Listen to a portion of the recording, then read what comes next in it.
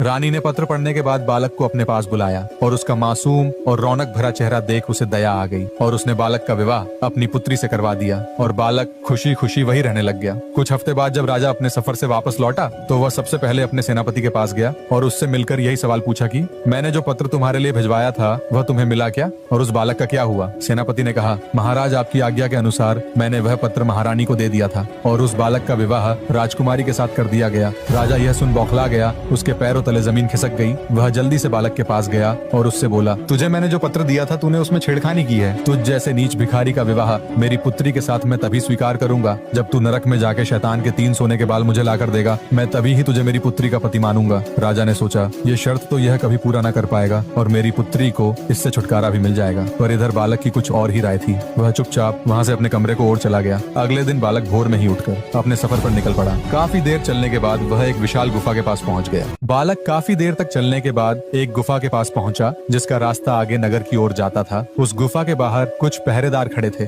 और आसपास कुछ गांव वाले अपने काम में व्यस्त थे। तभी उस बालक को देख एक पहरेदार ने पूछा, तुम कौन हो और तुम यहाँ क्या कर रहे हो? तुम तो बाहर के लगते हो, क्या तुम्हें कुछ पता भी है? बालक ने जवाब दिया, हाँ मुझे सब पता है, मैं सब जानता हूँ। तभी पहरेदार ने कहा, अगर तुम इतने ही ज्ञानी हो तो ये बताओ, पहले हमारे नगर के पेड़ों में सोने के सेब लगते थे पर अब उसमें एक भी सेब नहीं लगते, ऐसा क्यों? बालक ने कहा, इसका उत्तर मैं तुम्हें वापस आके दूंगा। इतना कह बालक आगे बढ़ गया। चलते चलते वह दूसरे नगर की सीमा के विशाल द्वार पर पहुंच गया। वहां खड़े पहरेदार ने भी उससे कहा, तुम कौन हो? क्या तुम कुछ जानते भी हो? बालक ने कहा, हाँ मैं सब जानता हूँ। पहरेदार ने कहा, तो बताओ, हमारे गांव की सीमा पर जो अमृत जैसे पानी का कुआं था उसमें कभी पानी खत्म नहीं होता था पर अब उसमें एक बूंद पानी नहीं है, ऐसा क्यों? बालक ने कहा, इसका उत्तर मैं तुम्हें वापस आने पर दूंगा। इतना कह वह आगे बढ़ गया। आगे की कहानी के लिए लाइक सब्सक्राइब कर अपना नाम कमेंट करे। बालक चलते चलते तीसरे और आखिर नगर के छोर पर स्थित एक नदी के पास पहुंचा जिसके किनारे पर एक बूढ़ा नाविक था। नाविक ने बालक को देख कहा, तुम यहाँ क्यों आए हो और क्या तुम्हें कुछ ज्ञान है? बालक ने कहा, हाँ मैं सब जानता हूँ। तभी नाविक ने कहा, तो बताओ इस आने जाने के चक्रव्यूह से मुझे कब छुटकारा मिलेगा? बालक ने कहा, मैं इसका उत्तर तभी बताऊंगा जब नदी के उस पार मेरा काम खत्म हो जाएगा। नाविक ने बालक को फिर उस पार छोड़ दिया। चलते चलते बालक एक गहरे पर सुनहरी, ठंडी और डरावनी गुफा के पास पहुंच गया जिसका रास्ता पाताल तक जाता था। उसके अंदर एक खोपड़ी जैसे दिखने वाली कुटिया थी।